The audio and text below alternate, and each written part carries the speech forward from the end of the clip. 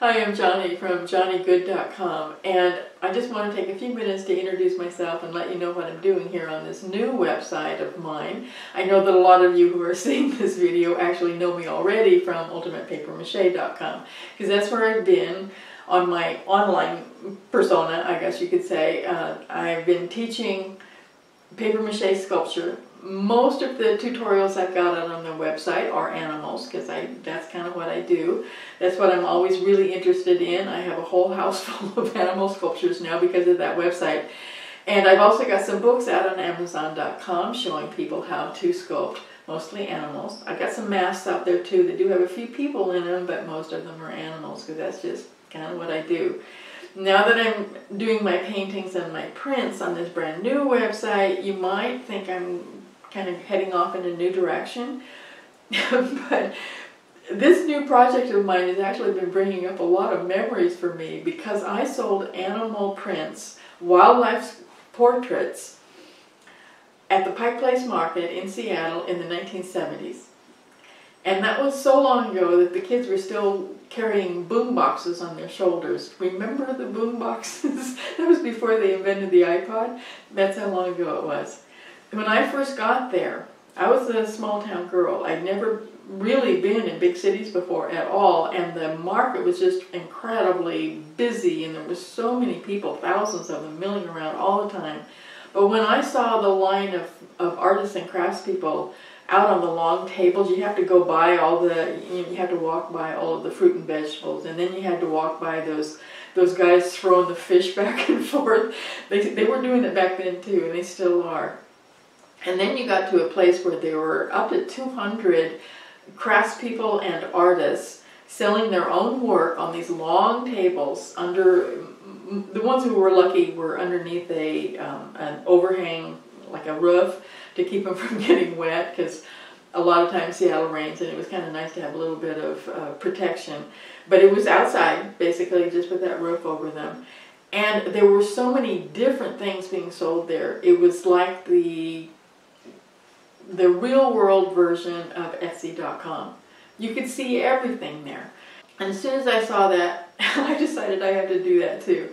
I sold my prints. They were all black and white because I couldn't afford to have them printed in color. That was before they invented the new modern printers, as a matter of fact. There wasn't anything called Giclee prints back then. They didn't have acid-free ink that you could run on a big press. I'm sure that there was fancy acid-free paper back then, because that's what watercolor painters probably would have been using, but there was no way I could afford to do that. So I just went to the printer and had them print up my drawings, and I sold them at the Pike Place Market for $1 a piece.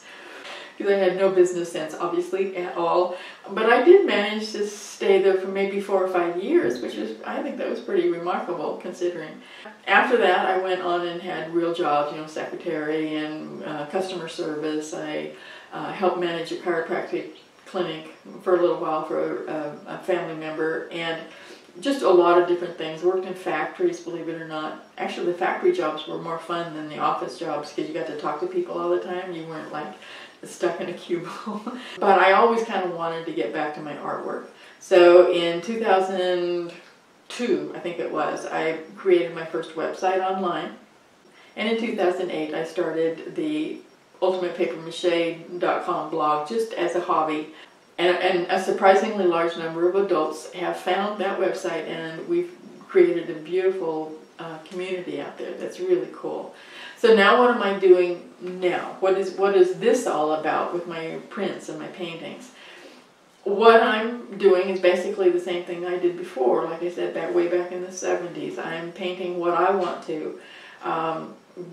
I have a really strong attraction and respect for animals, and that's what I try to put in every single painting I do.